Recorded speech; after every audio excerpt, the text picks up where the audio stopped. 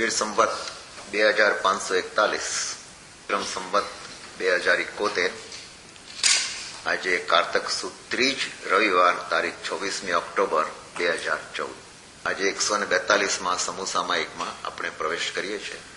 આજનો વિષય આપણે લીધો છે ઉત્તરાયધ્યાન સૂત્રનું 8મું અધ્યયન કપિલ કેવલી. જૈન ધર્મની અંદર તત્વાર્થ સૂત્ર પછી જો કોઈ બીજો મહત્વનો અગત્યનો ગ્રંથ હોય તો છે ઉત્તરાધ્યાન સૂત્ર. એક અપેક્ષાએ જોઈએ તો એનું પણ એટલું જ મહત્વ છે. ઉત્તરાધ્યાન સૂત્રમાં આપ સૌ જાણો છો ભગવાન મહાવીરની કેટલા કલાકની 48 કલાક 16 પ્રહરની દેશના સતત નોન સ્ટોપ એ દેશનાની અંદર ભગવાને ચારેય અનુયોગનું વર્ણન કર્યું છે. ચારેય અનુયોગ, દ્રવ્યાનુયોગ, ચરણકરણાનુયોગ, ગણિતાનુયોગ અને કથાનુયોગ. એમાં બે પ્રકારના અધ્યયન છે. એક વિપાક સૂત્ર જેની અંદર પુણ્ય અને પાપના 55 અધ્યયન છે, અને બીજું છે ઉત્તરાધ્યાન સૂત્ર જેમાં 36 અધ્યયન છે. અને ઉત્તરાધ્યાન સૂત્ર બહુ જ મહત્વનું છે. ઉત્તરાધ્યાન સૂત્ર ઉપર આધારિત એક કપિલ કેવલીની એક નાનકડી કથા છે, પણ એક કથાના આધારે ભગવાને જે મેસેજ આપ્યો છે બહુ પાવરફુલ છે, જબરજસ્ત છે. કથા તો કથાના રૂપમાં જ છે, અને ભગવાને એક કથા કહી, અને કથા આપણે ટૂંકમાં જોઈ લઈએ શું કહેવા માંગે છે. કૌશાંબી નગરી, અને એનો રાજાનું નામ હતું જીત શત્રુ રાજા. અને એ કાળની અંદર દરેક રાજાને ત્યાં એક રાજપંડિત હોય. રાજપંડિત એક રાજા પણ જ્ઞાનને બહુ જ મહત્વ આપતો હતો, અને એ રાજપંડિત એક કાશ્યપ નામનો પંડિત. એ પંડિત પણ કોઈ સામાન્ય પંડિત નહીં, 14 વિદ્યાનો જાણકાર, જ્ઞાની કહી શકાય એવો આ કાશ્યપ પંડિત જીત શત્રુ રાજાની રાજસભામાં હતો. એની પત્નીનું નામ યશા, પુત્રનું નામ કપિલ. બ્રાહ્મણ ફેમિલી હતું. જનરલી પંડિતો બધા બ્રાહ્મણમાં જ પેદા થાય છે. ભગવાનના 11 ગણધરો કોણ હતા? બ્રાહ્મણ હતા. હવે એ રાજપંડિતની પ્રતિષ્ઠા દિવસે દિવસે વધવા લાગી. કંઈ પણ રાજાને તકલીફ હોય, કંઈ પણ જરૂર પડે તો રાજપંડિતને બોલાવે. એ રાજપંડિત એનું કંઈકનું કંઈક સોલ્યુશન આપે ધર્મની દ્રષ્ટિએ. અને એની પ્રતિષ્ઠા એટલી બધી વધવા લાગી કે એની પણ જ્યારે એ હાથી ઉપર બેસીને નીકળે ત્યારે લોકો ત્યાં જોવા માટે ઉભા રહે. એનો ઠાઠ પણ જોરદાર હતો. કર્મનું કામ કરે જ છે. અને એક દિવસ એવો આવ્યો, અચાનક કોઈ માંદગીના કારણે એ રાજપંડિત કાશ્યપનું મૃત્યુ થયું. એટલે જબરજસ્ત આઘાત લાગ્યો એની પત્નીને. એ રાજાએ કોઈ બીજા એક વિદ્વાન બ્રાહ્મણને એ પોઝિશન આપી. આમ જોવા જાઓ તો એનો છોકરો કપિલ પણ હતો. કપિલને પોઝિશન ના આપી, બીજા કોઈ બ્રાહ્મણને આપી. અને એ બ્રાહ્મણ પણ એની પણ પ્રતિષ્ઠા, એ પણ રાજ પંડિત જેવો જ હતો. એની પ્રતિષ્ઠા પણ દિવસે દિવસે વધવા લાગી. એની પણ સવારી નીકળે, એનો પણ ઠાઠ કોઈ જુદો જ હતો. અને આ જોઈને એક દિવસ જ્યારે આની સવારી નીકળે છે રાજપુરોહિતની પણ, એ વખતે આ યશા, કપિલની મધર ને કાશ્યપની પત્ની, એ જયારે જુએ છે કે આવો ઠાઠ, મારા પતિનો પણ કેટલો ઠાઠ હતો, કાશ કે મારો દીકરો પણ આટલો હોશિયાર હોત, રડવા લાગી. એને રડતી જોઈને કપિલ પૂછે છે કે માં તું રડે છે કેમ? કે બેટા તારા પિતા યાદ આવે છે. એટલા માટે કે જો આ બ્રાહ્મણ બીજા પંડિતનો ઠાઠ કેવો છે, કાશ કે જો તું પણ આ જગ્યાએ આજે હોઈ શકતો હતો. આ જયારે માતાએ વચન બોલે છે ત્યારે કપિલને પહેલી વખત ભાન થયું કે પોતે કેટલો અજ્ઞાન છે. એની અજ્ઞાનતાનું એ વખતે એને ભાન થયું કે મેં અમારું જીવન, અમારા દિવસો શેમાં વેડફી નાખ્યા. કોઈ જ્ઞાન પ્રાપ્તિનો મેં યજ્ઞ માંડ્યો નહીં. આવો પીઓ ને મજા કરો એમાં દિવસો પસાર થવા માંડ્યા. મેં શું કર્યું?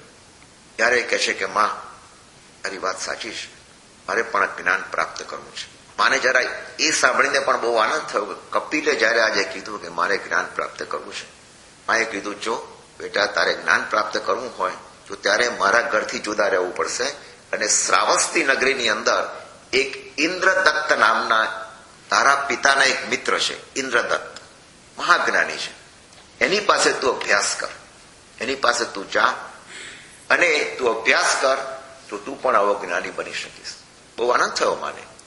માની રજા લઈ અને પોતે જાય છે. આ ઇન્દ્રદત્ત બ્રાહ્મણ જે એના કાશ્યપનો મિત્ર હતો, કપિલના પિતાનો મિત્ર. એને થયું કે મારા મિત્રનો દીકરો આવ્યો છે અહીંયા આગળ, મિત્ર તો નથી, તો મિત્ર મૈત્રી કોને કહેવાય? આવા પ્રસંગે મારે કંઈક આને જ્ઞાન આપવું જોઈએ ચોક્કસ. અને આની ઈચ્છા પણ છે. અને એને દરરોજ સવારના બેસાડે અને અભ્યાસ કરાવે જ્ઞાન, અને એ રીતે જ્ઞાન પ્રાપ્તિ ચાલુ થઈ ગઈ. એક જગ્યાએથી બીજી જગ્યાએ જ્ઞાન વહેવા માંડ્યું. થોડું થોડું એને જ્ઞાનનો પણ તરફ રુચિ લાગવા માંડી. હવે આ જે બ્રાહ્મણ હતો ઇન્દ્રદત્ત, એને કોઈ પૈસાની પડી નથી.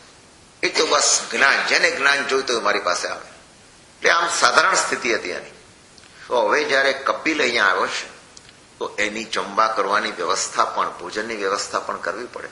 એને શું કર્યું કે એક શાલીભદ્ર નામનો એક શેઠ હતો એ ગામની અંદર. એ શાલીભદ્રને ત્યાં વ્યવસ્થા કરી કે ભાઈ આ કપિલ અહીંયા તમારે ત્યાં આવે એને જરા ભોજનની વ્યવસ્થા કરજો. અને આ ઇન્દ્રદત્ત બ્રાહ્મણ જે કહે એ પાછો સમાજ સ્વીકારે, રિસ્પેક્ટ આપે, કારણ કે જ્ઞાની હતો. આટલી વ્યવસ્થા કરજો, કઈ વાંધો નહીં. તો શાલીભદ્રને ત્યાં એ નિયમિત ભોજન માટે જવા માંડ્યો.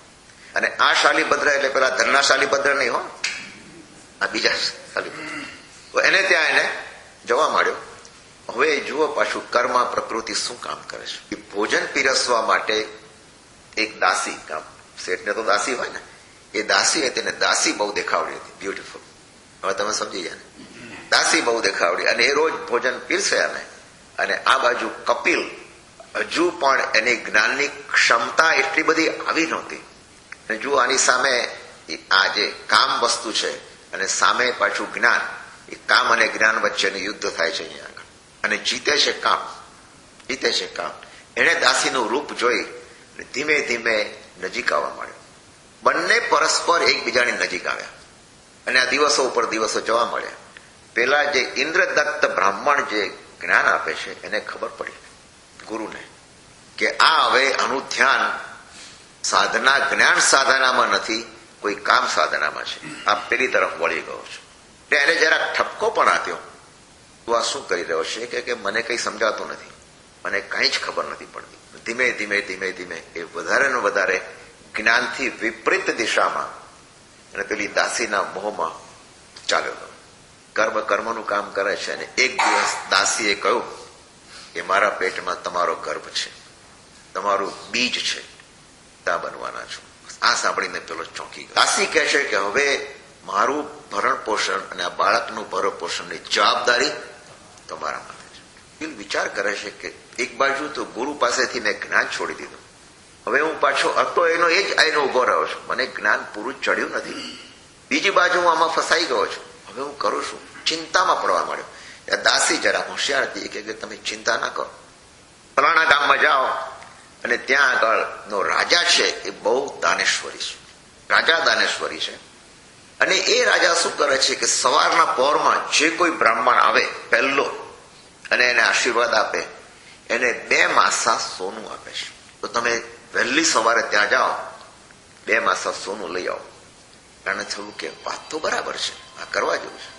અને એ દિવસે રાત્રે એને ઊંઘ ના આવી. એ ક્યારે સવાર પડે ને હું જોઉં, ક્યારે સવાર પડે ને હું જોઉં, હું જ પહેલો જોઉં, નહીં તો કોઈ બીજો પહોંચી જશે. ને ઊંઘમાં ને ઊંઘમાં અડધી રાત્રે જાગી જાય છે. સવારના વહેલા જ લાઈન લાગી હશે, હું પહેલો જ જતો રહું.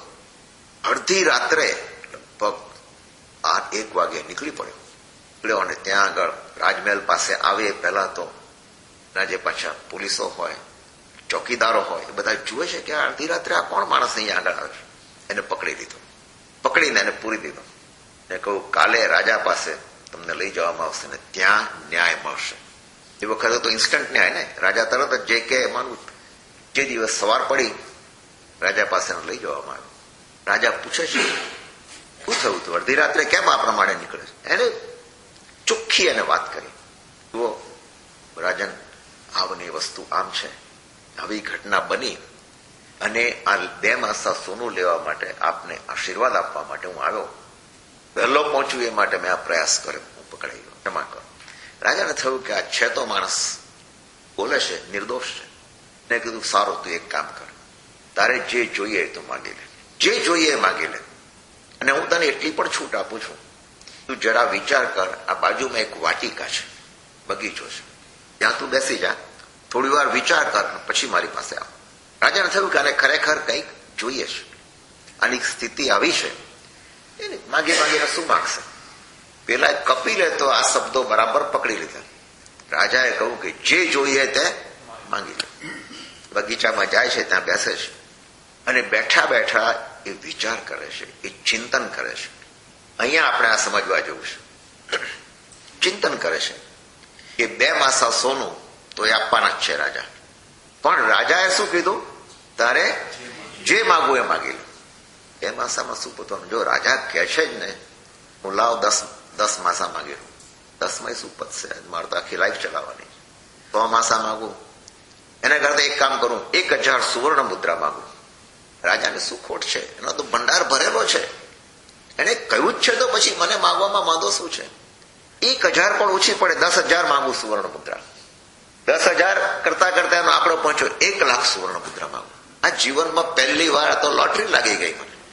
એક વાર આવો ચાન્સ મળ્યો છે તો હું માગી લઉં 1 લાખ સુવર્ણ મુદ્રા. પાછો વિચાર કરે છે, વિચાર કરતા કરતા થયું 1 લાખ સુવર્ણ મુદ્રા તો આ ક્યાં વપરાઈ જશે, કે મારા છોકરા થશે, મોટા થશે, ભણાવવાના કરવાના. એના કરતા એક કામ અડધું રાજ્ય જ માગી લઉં ને, કોઈ ખટપટ નહીં. જેટલા છોકરા થાય બધા એક નહીં એક નહીં. વિચાર કરતા કરતા આખું રાજ્ય માગી લઉં.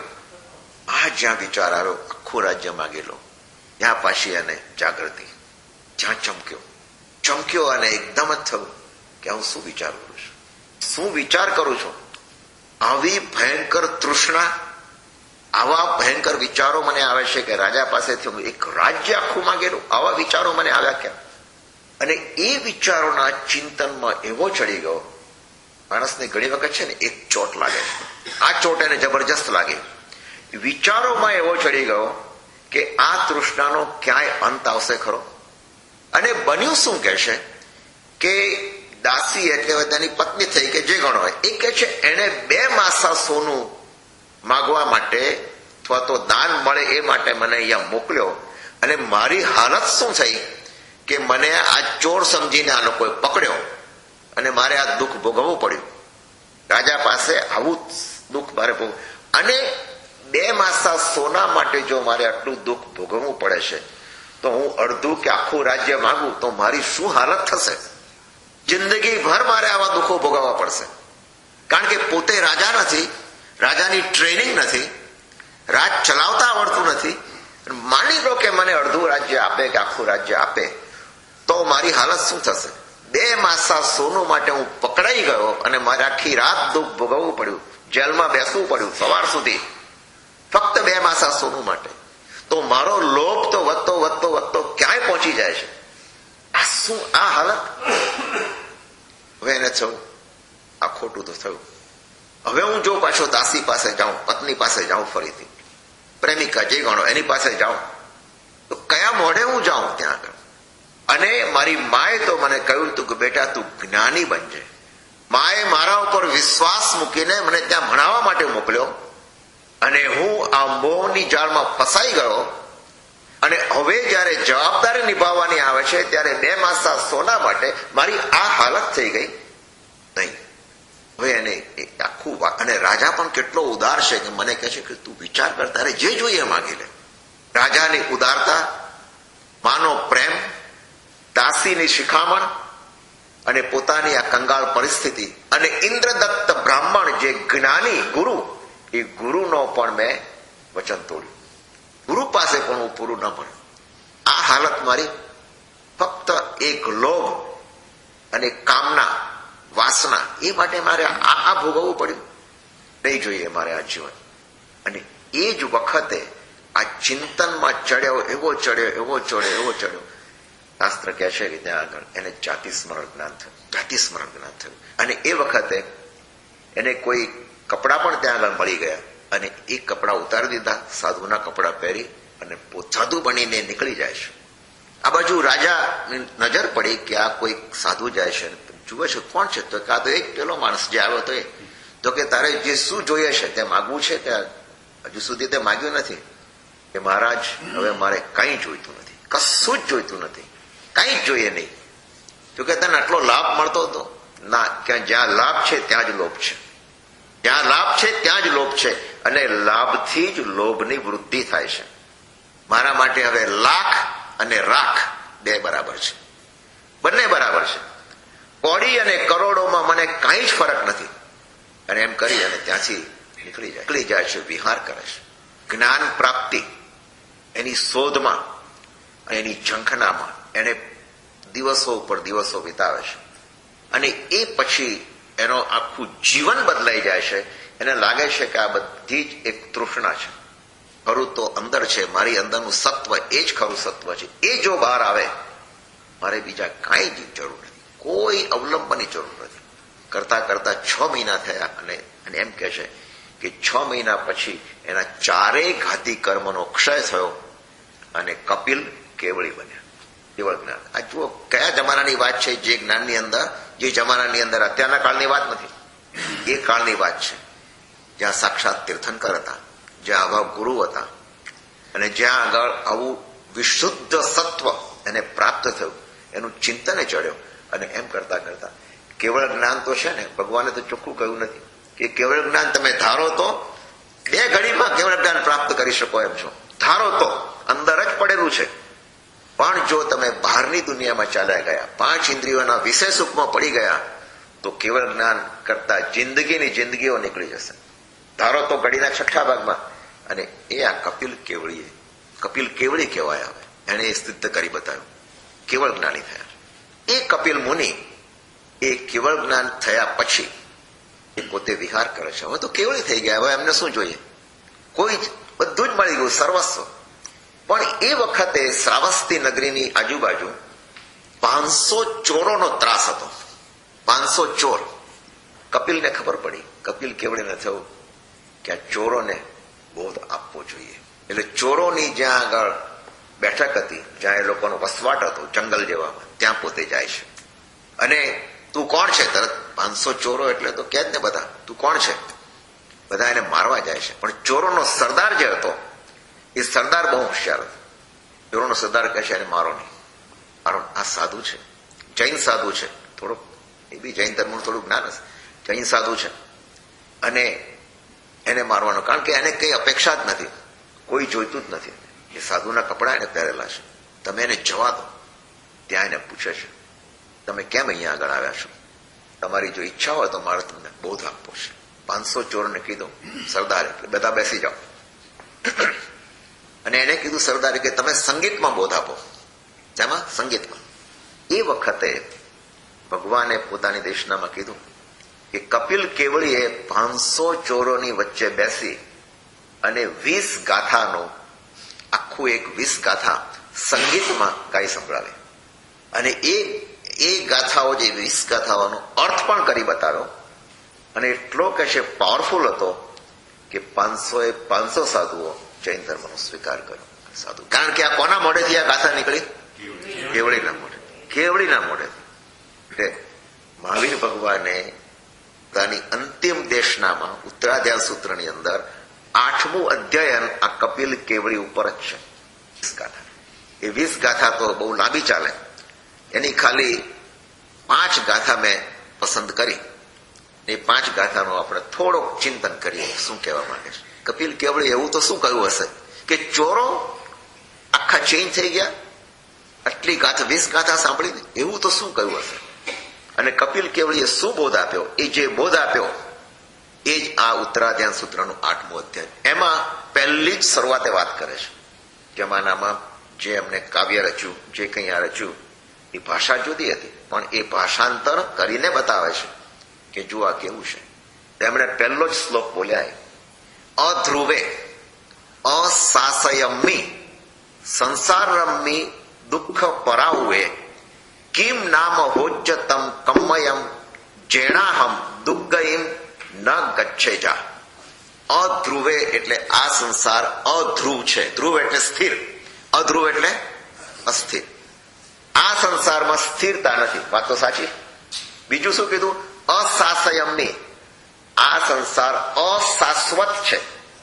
અધ્રુવ છે, અશાશ્વત છે, કાયમી નથી. સંસારમ્મી દુઃખ પરાય, દુઃખ પૌરાય. આ સંસારમાં દુઃખ પ્રચુર પ્રમાણમાં છે. પરુવા એટલે પ્રચુર પ્રમાણમાં. દુઃખ પુષ્કળ છે. કિમ નામ હોજ્જમ તમ કમ્મયમ. એવું કયું કર્મ છે, કેવું કર્મ હોય જેણાહમ એટલે જેનાથી દુર્ગઈમ દુર્ગતિ ન ગચ્છયા, હું દુર્ગતિમાં ન જાઉં. આખો એનું ભેગું કરીએ શું કહે છે? અધ્રુવ, અશાશ્વત અને દુઃખ પ્રચુર આ સંસારમાં એવું કયું કર્મ છે, એવું કયું કર્મ હું કરું, કઈ ક્રિયા હું કરું જેનાથી હું દુર્ગતિમાં ન જાઉં. ચોરો બેઠા છે, 500 ચોરો આ સાંભળે છે. પહેલી જ વખત એમને કીધું, આ સાંભળ્યું કે દુર્ગતિમાં ના જાઉં એવું કયું કર્મ કરું. બધાને ક્યુરિયોસિટી વધવા માંડી કે એવું તો શું છે કે હું આ કરું. કપિલ કેવડીએ પોતાના માટે તો કોઈ સંશય છે જ નહીં, કારણ કે એ કેવડી છે. ચોરોને આ બોધ આપવો છે એટલે આપણે આ વાત કરી. તો એના બીજા જ શ્લોકની અંદર એનો જવાબ આપે છે કે હું કયું કર્મ કરું. ચોરને તો થાય તો ખરો ને કે કયું કર્મ તમે બતાવો. તમે કહો છો કે દુર્ગતિમાં ના જાઓ, કયું કર્મ હું શું કરું તો. અને આ બોધ એવો આપ્યો છે એમને આપવો છે કે આ ચોરોને છેલ્લે એ પોતાને સંસાર પરથી રસ ઉડી જાય અને મોક્ષ તરફ તાલાવેલી જાગે. રસ ઉડી જાય એટલું જ નથી, મોક્ષ તરફ પણ પ્રેમ જાગે, એવું કંઈક મારે કહેવું છે. એટલે પ્રશ્નનો ઉત્તર એ કપિલ મુનિ બીજા શ્લોકમાં આપે છે. એ કહે છે વિજહિતુ પુણ્ય સંજોય ન સિણેહિમ કહિંચી ઉવેજ્જા અસિણેહ સિણેહ કરેહિમ દોષ પ ઓસેહિ મુચ્ચયે ભિક્ષુ. વિજહિતુ પૂર્વ સંજોય, પૂર્વ સંજોગોને છોડીને. તું પૂર્વ સંજોગોને છોડી દે, એનો વિચાર નહીં કર. સિણેહિમ એટલે સ્નેહ, કહિંચી કુવેજા કોઈ પણ વસ્તુમાં સ્નેહ ન કર, કોઈ પણ વસ્તુ પ્રત્યે રાગ ન કર, રાગ ન કર, તું સ્નેહ ન કર. અસિણેહી સિણેહ કરેહી, સ્નેહ રહિત અને સ્નેહ કરવા વાળામાં દોષ હોય છે, દોષ પ્રદોષથી મુચ્ચય જે છૂટી જાય છે એને ભિક્ષુ એટલે ભિક્ષુ કહેવાય છે, એને સાધુ કહેવાય છે. આખું એનો સમાલોચના કરી. એ કહે છે કે સાધુ કોણ હોય? જે પૂર્વ સંયોગોને છોડી દે, પૂર્વ સંયોગોને છોડી દે અને ફરી ક્યાંય પણ સ્નેહ ના કરે. આપણે જાણીએ છીએ કે જ્યારે શ્રાવક સાધુ બને છે ત્યારે શું છોડી દે છે? પોતાનું ઘર છોડી દે છે, પોતાનું માલ મિલકત છોડી દે છે, પોતાનો પરિવાર છોડી દે છે, સગાવાલા છોડી દે છે. બરાબર ને? વી નો ઇટ, રાઈટ? એક પોતાનું શરીર પાસે રાખે છે, બાકી બધું જ છોડી દે છે અને છોડીને નીકળી જાય છે. છે કોઈ ચિંતા? બધાને છોડી. એટલે સ્નેહને તું છોડી દે. આપણા માટે પણ આ વિચારવા જેવું.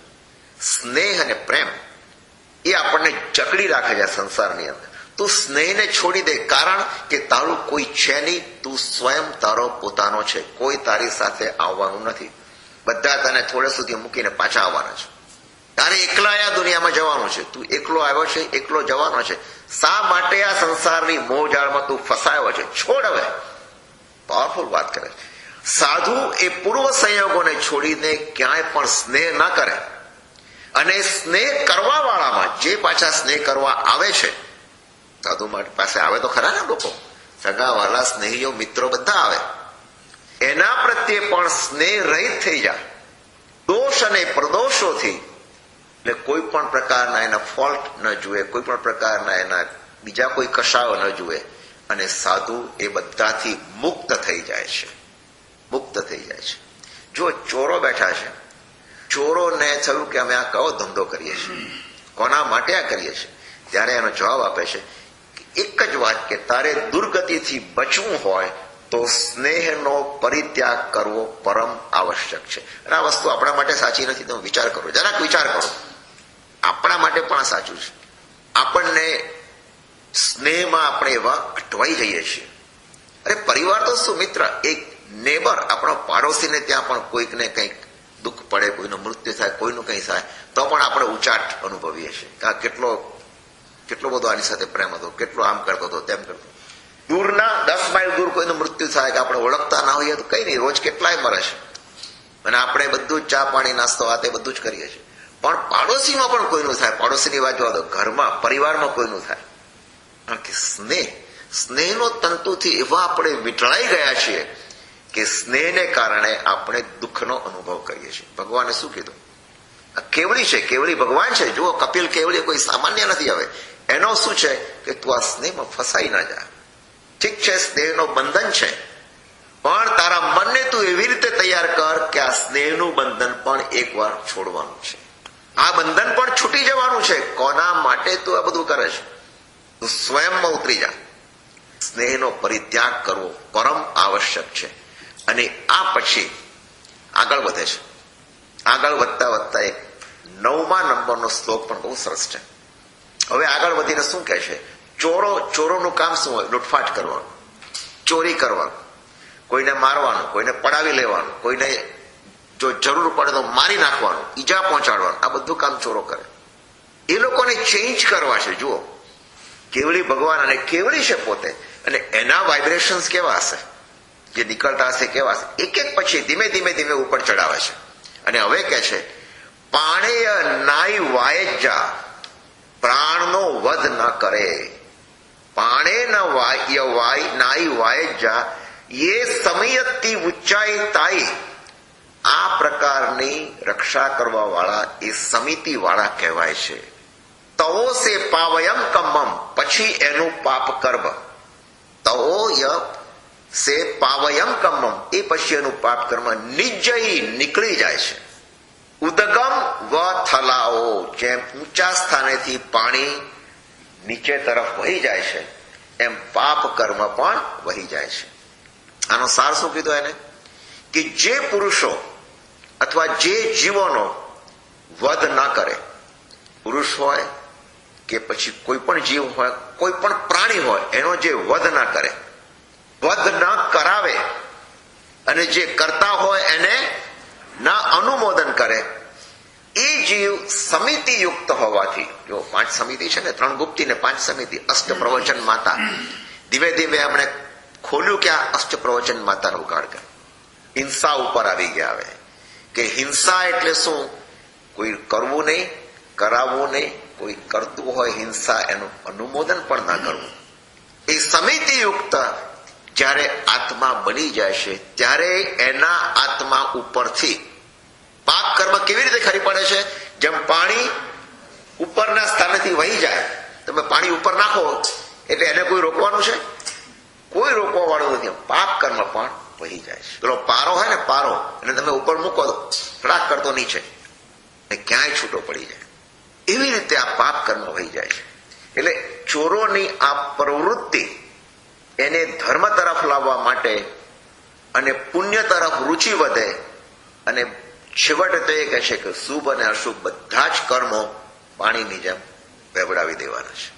પછી એનું પોતાનું અનુસંધાન આખું પહેલા ગાય છે પોતે, અને એ સમજાવે છે. એ ચોરો એક ચિત્તે આ સાંભળે છે અને અંદર અંદર લાઈટ થાય છે. વાત સાચી છે. હિંસા, અને હિંસા કે છે મન વચન ને કાયાથી. જો હવે જૈન ધર્મની અહીંયા ખૂબી આ છે, માત્ર કાયાથી હિંસા નહીં, વાણીથી પણ અને મનથી પણ હિંસા કરવી નહીં, કરાવવી નહીં, કરતા પ્રત્યે. એટલે હિંસા ઉપર આવી અને 9મા શ્લોકની અંદર તો બધાના મન કેવા અંદર અંદર ચેન્જ થઈ જાય છે. આગળ બતાવે છે એટલા બધા જે ચોરો છે થઈ ગયા કે આ જીવન અમે શું કર્યું. સારું થયું કે આ કપિલ કેવળી અમને મળ્યા. અને એ રીતે આગળ વધતા 10મા નંબરના શ્લોકમાં હવે બહુ સરસ વાત કરે છે. જગ નિસ્સી એહિમ ભૂયેહિમ, આ લોકમાં આશ્રિત જીવો તસનામેહિમ થાવરેહિમ ચ, ત્રસ નામ કર્મ વાળા છે અને સ્થાવર નામ કર્મ વાળા છે. જગતના જીવો 2 પ્રકારના છે.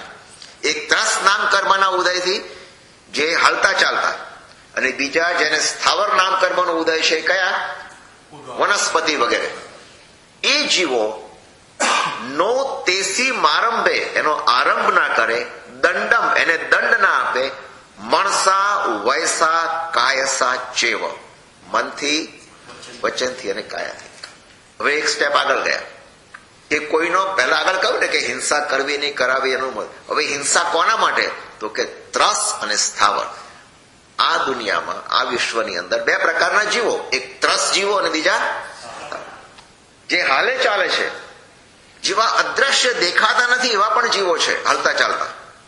ત્યાંથી માંડીને તો મનુષ્ય સુધીના બધા જ એકેન્દ્રિયથી પંચેન્દ્રિય જીવો, અને એકેન્દ્રિયમાં પણ જે સ્થાવર છે, લગભગ બધા સ્થાવર જ છે કે એ સ્થાવર જીવો, જેમાં વનસ્પતિ, આ બધા જીવો એ જીવ છે. પહેલું તો એ કીધું. અને એ જીવ છે એવા જીવોને મનથી, વચનથી અને કાયાથી કોઈ આરંભ ના કરે, કોઈ સમારંભ ના કરે. જબરજસ્ત વાત કરી. અને હવે છેલ્લે કહે છે 17મો શ્લોક, 17મો ને 19, 2 શ્લોકની આપણે વાત કરી છે અત્યારે. 17મા શ્લોક સુધીમાં તો શું આગળ ચોરોનો મનનું પરિવર્તન કેવું થાય છે. હવે કહે છે જહા લોહો તહા લોહો, જેમ જેમ લાભ થાય છે તેમ તેમ લોભ વધતો જાય છે.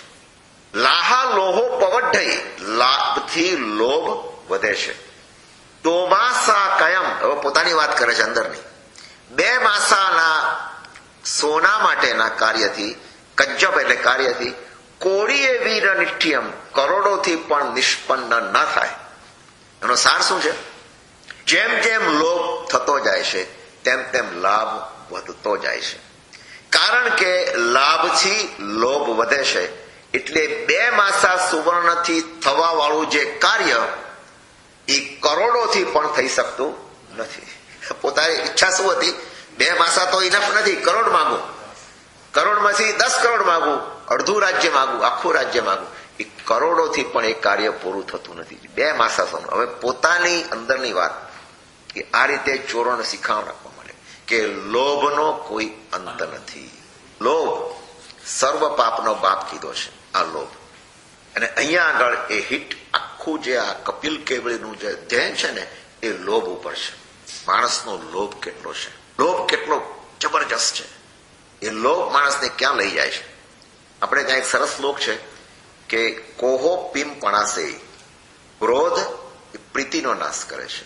માયો માન પાણો વિનય નાશો, માન એટલે અભિમાન એ વિનયનો નાશ કરે છે. માયા મિત્તાણી નાશણી, માયા શું કરે છે? મિત્રોનો નાશ કરે છે. લોહો સર્વ વિનાશણો, લોભ એ બધાનો નાશ કરે છે. ટૂંકમાં જોઈ લઈએ, આખો આ વિષય બહુ સરસ છે, આખો સ્વાધ્યાય થાય. કોહો પીમ પણાસે, ક્રોધ પ્રીતિનો નાશ કરે છે. પ્રીતિ એટલે પ્રેમ. બધાને પ્રેમ જોઈએ છે. પ્રીતિ કોને નથી ગમતી? પ્રીતિ બધાને ગમે છે, પ્રેમ બધાને ગમે છે. પણ ક્રોધ શું કરે છે? પ્રીતિનો. મારે પ્રેમ પણ જોઈએ છે અને મારે ક્રોધ પણ કરવો છે. કેવી રીતે બને? ક્રોધ પ્રીતિનો નાશ કરે છે. આપણે કહીએ કે તમારે ક્રોધ ના કરવો, ક્રોધ ના કરવો એમ કે છે, અને પ્રેમ પાછો જોઈતો હોય. ક્રોધ પ્રીતિનો. માણો વિનય નાશણો, અહંકાર શું કરે છે? વિનયનો નાશ કરે છે. અહંકાર વિનય ત્યાં આગળ સમાપ્ત થઈ જાય છે. અહંકાર એને તેમ જ લાગે છે કે હું કેન્દ્ર છું, ત્યાં બધા સાધન છે, હું સાધ્ય છું. સૂક્ષ્મમાં જઈએ તો સૂક્ષ્મમાં અહંકારીને એમ લાગે. વિનય ત્યાં ખતમ થઈ જાય છે. વિનય જ્યાં ગયો બધું સાફ થઈ ગયું. વન શું કહ્યું? વિનય ધમ્મો મૂલમ વિનયો, વિનયો ધમ્મ મૂલમ. વિનય એ ધર્મનું મૂળ છે. ક્રોધ માન પછી માયા મિત્તાણી નાશણી. આજે હું કંઈક બોલું, કાલે કંઈક બીજું બોલું, કંઈક અંદરથી જુદું હોય, બહાર જુદું હોય, એ મિત્રોનો નાશ કરે. મિત્રો એક વાત તમારો માની લે, 2 વાર માની લે, પછી કેટલી વાર માની લે, પછી એ ને લોહો સર્વ વિનાશનો, લોભ એ બધાનો. લોભી આપણે કહે છે ને, લોભી, લોભી ભગવાને લોભની શું કીધું? લોભી નહીં, દોભી. આપો પણ તમે, માત્ર લેવાની વાત નહીં. અને લોભ બહુ સમજ, તમે સૂક્ષ્મમાં જાઓ, આનો આખો સાર લોભ ઉપર છે. 2 માસા સોનું. લોભ શું કે છે કે એને તો બધું જ પોતાની પાસે ભેગું કરવું છે. ધન સંપત્તિ બધું જ મારી પાસે હોય, બીજા કોઈની પાસે ન હોય. બીજા કોઈને આપવું નથી. અને આપવું નથી એનો, જો તમારે આપવું જ નથી તો તમારો પાસે પડેલા ધનની કોઈ કિંમત, 2 કૌડીની કિંમત છે, કોઈ કિંમત પણ નથી. મારા ખિસ્સામાં $10 હોય અને એ $10 જો પડ્યા જ રહ્યા ખિસ્સામાં, એનું કોઈ મૂલ્ય ખરું? એ $10 જો મારે વાપરવા હોય તો $10 કેટલી રીતે વાપરી શકું? તમે વિચારો, કેટલી કેટલી શક્યતાઓ છે. $10 હું 10 દિવસ આવીને આરતી પણ ઉતારી શકું ભગવાન. $10 હું ભંડારમાં પણ નાખી શકું. $10 સાધારણમાં પણ આપી શકું. $10 ની હું કેન્ડી લઈને બાળકોને પણ આપી શકું. થેન્ક્સ ગિવિંગમાં આવશે ને હવે. થેન્ક્સ ગિવિંગ શું કહે? ભૂલી ગયો. હેલો એની કેન્ડી પણ આપી શકું. હા, $10 અંદર પિક્ચર જોવા જઈ શકો. $10 તમે શું કરી શકો? તમે લિસ્ટ બનાવો તો કેટલું કામ કરી શકાય છે. પણ જ્યાં સુધી અરે કોઈક આવ્યું હોય તો એને આપી પણ શકો, એને દાન પણ આપી શકો, ફ્રૂટ્સ વગેરે લઈને હોમલેસ પીપલને પણ આપી શકો. પણ એ $10 જો મારા ખિસ્સામાં પડ્યા જ રહ્યા હોય એનું મૂલ્ય ઝીરો. આપણી પાસે 1 લાખ પડ્યા હોય કે 1 મિલિયન પડ્યા હોય કે 10 મિલિયન પડ્યા હોય, એ તિજોરીમાં જ્યાં સુધી બંધ છે ત્યાં સુધી એનું એ ધન કહેવાતું જ નથી. શાસ્ત્રીય રીતે જોઈએ તો એ ધન ક્યારે કહેવાય છે? જ્યારે એક સ્થાનેથી બીજા સ્થાને જાય એ વચગાના ગાળામાં એ ધન સંપત્તિ કહેવાય છે. આપણી સંપત્તિ જો કોઈ શુભ કામમાં વપરાય, કોઈકની પાસે જાય, એ પાસે જતી વખતે એ સંપત્તિ બને છે. નહીં તો તમારી તિજોરીમાં બંધ રહે ને કે મારા દીકરા વાપરશે ને એના દીકરા વાપરશે અને 7 પેઢી સુધી ચાલશે, એનો કોઈ અંત જ નથી આવવાનો. આ લોભ છે. એ લોભ માણસને, લોભ વિશે ઘણું બધું કહેવાય, પણ અહીંયા આગળનો શ્લોક એ કહે છે, આ લોભ ઉપરાંત બીજી વાત કરી જ્યાં પોતે ફસાઈ ગયેલા એ વાત કરે છે. છેલ્લી એ કહે છે, નારીસુ નોવગી જેજા, સ્ત્રીઓમાં મૂર્છિત ન થવું. ઇથી વિપજય અણગારે. અણગાર શું કરે? એ સ્ત્રીઓને છોડી દે નેચરલી, સ્ત્રીઓને છોડી દે. ધમ્બમ ચ પેસલમ નચ્ચા, ધર્મને સુંદર જાણીને તથ્થ કવેજ ભિક્ષુ અપાણમ, તે સાધુ એ આત્મધર્મની સ્થાપના કરે. હવે અહીંયા આગળ સ્ત્રીઓ માટે આ શબ્દ વાપરે. પોતે ભિક્ષુ છે એટલે બધું જ છોડ્યું છે, સ્ત્રીઓને છોડી છે બધું જ છોડ્યું, સર્વસ્વ છોડ્યું છે. પણ અહીંયા આગળ ખાસ વાત કરે છે કે ભિક્ષુ એ સ્ત્રીઓમાં આસક્ત ન બને. પોતે પણ એક વખત આસક્ત બની ગયેલા. આસક્ત ન બને, સ્ત્રીઓના સંસર્ગનો ત્યાગ કરે, ધર્મને સુંદર જાણીને એમાં જ પોતાના આત્માને સ્થિર કરે.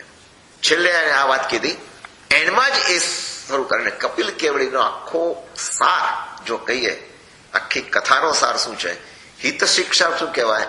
કે આ સંસારમાં ભવોભવથી આપણે ભોગો ભોગવતા આવ્યા છીએ. એટલે ભવોભવથી આ ભોગો ભોગવ્યા છે એટલે આપણા સંસ્કાર એટલા રૂઢિચુસ્ત થઈ ગયા છીએ કે આ ભવમાં જ આવીને આપણને મળ્યું છે એમ નહીં, અનંત ભવોથી આ શ્રૃંખલા ચાલી આવે છે. અને એમાં આપણે એટલા બધા ભોગો ભોગવ્યા છે કે એને છોડવું દુષ્કર થઈ જાય છે. અને જે છોડે છે એ સાધક બને છે અને એ જ ધર્મમાં આગળ વધે છે. જે છોડે છે એ જ સાધક બને છે.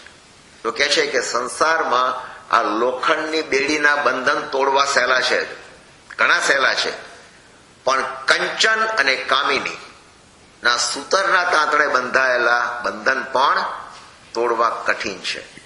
અને સાર આખો એને કીધો કે સંતોષમાં જ સુખ છે, સંતોષમાં જ સુખ છે. તૃષ્ણામાં સતત દુઃખ છે. તૃષ્ણા, તમે જુઓ આપણે કોઈ વસ્તુ માગીએ ને કે મને આ મળી જાય, એ મળી ગયા પછી એનું કોઈ મૂલ્ય રહેતું નથી. હવે તો આવી ગયું મારી પાસે, જરાક વધારે જોઈએ. જ્યાં નથી આવ્યું ત્યાં સુધી એની તૃષ્ણા વધતી જાય છે. એકવાર આવી ગયું પછી એનું કોઈ મૂલ્ય ખરું? કોઈ મૂલ્ય નથી. લગ્ન કરતા પહેલા પણ જયારે છોકરીની પાછળ પ્રેમમાં પાગલ થઈ ગયેલો હોય વ્યક્તિ, ત્યારે તો આ મને મળી જાય સારું. પત્ની પણ પત્ની થયા પછી બધા શું કહે છે?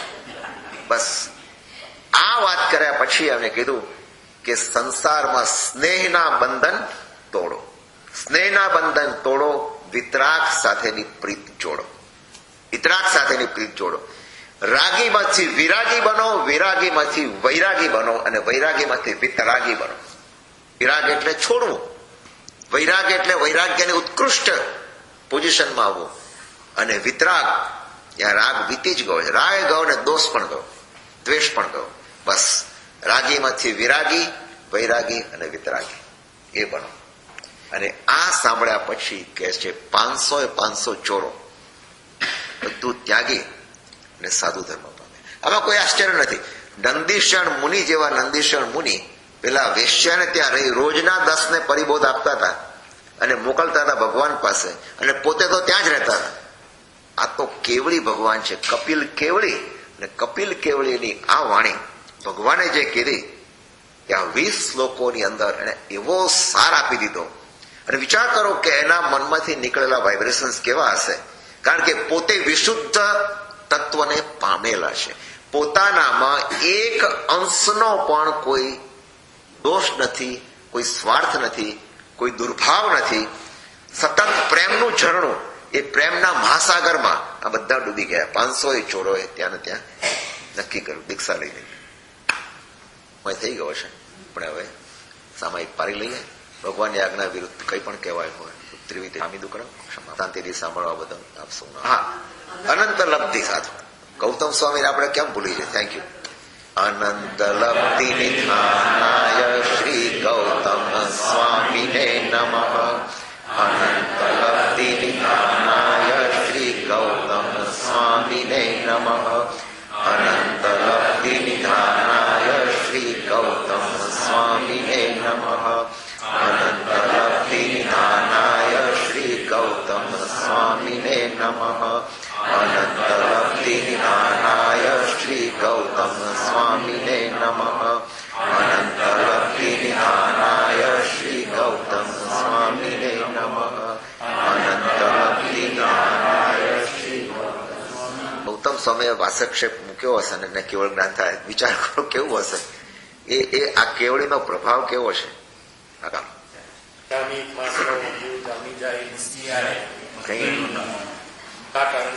ભગવાન વિરાવયમ પરિક્રમાની ઈચ્છામી પરિક્રમ્યું વિરાવયાએ વિરાનાએ કૃષ્ણા કમને પાલક કમને કમને હરેક કમને ઓસા ઉત્તિંગ પનગ ઢગ મટ્ટી મંગળા સંતાન